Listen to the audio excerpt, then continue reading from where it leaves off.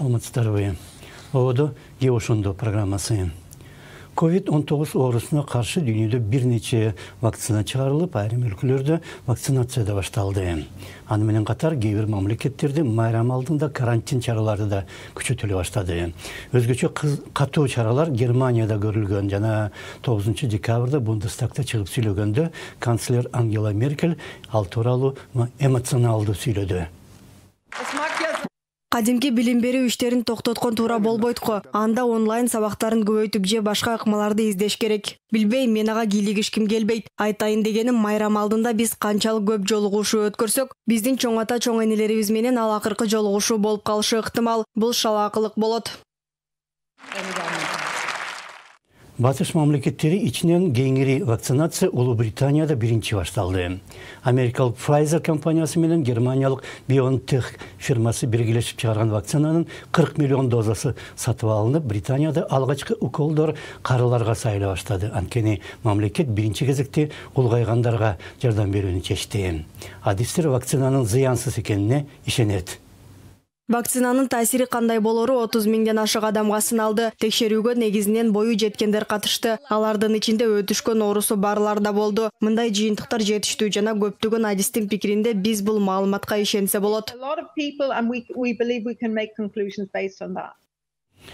АКШда кеңири вакцинация бүгүн 14 декабрда башталууда.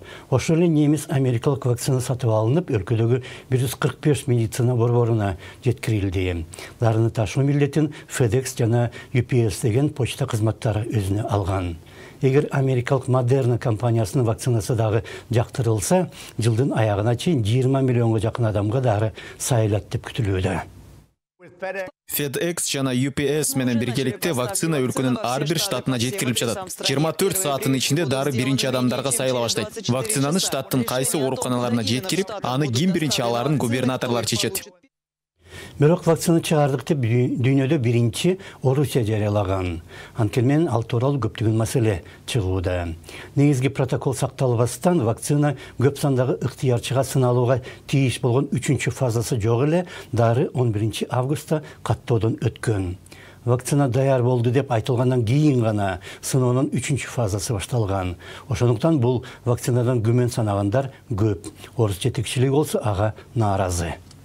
Глобальные катаклизмы необходимо. Мындай жалпы дүйнөлүк маселелерди биргелешип чечүү керек. Өз ара араздашуудан өйдө болууга тийиш. Бул президент Путин көп жолу айткандай Орусиянын бекем туруму. Тилекке каршы Америка менен анын тарапташтары баштаган көптөгөн мамлекет бул маселени өз кызыкчылыгында пайдаланууга аракеттенүүдө. Алар жалпы пайдадан өз кызыкчылыктарын өйдө коюуда. В своих геополитических интересах.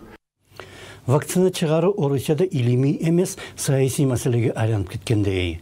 Анын өтө шашылыш түрдө катталганы батышта гана эмес, Орусиянын ичинде да күмөн жараткан.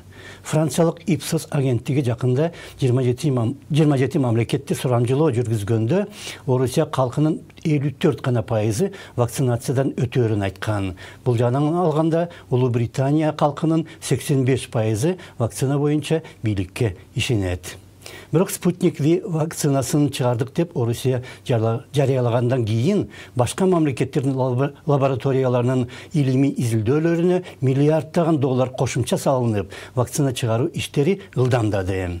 Анткени менен Орусия жетекчилигин дагы түшүнсө болот. Эгер алар өз вакцинабызга ээ болдук дебегенде, батышта чыккан вакцинаны сатып алыш керек болмок, бирок ал кымбатка түшмөк. Санкция учурунда ал иш мүмкүн эместей да көрүнөт. Ошондо саламат болуңуздар.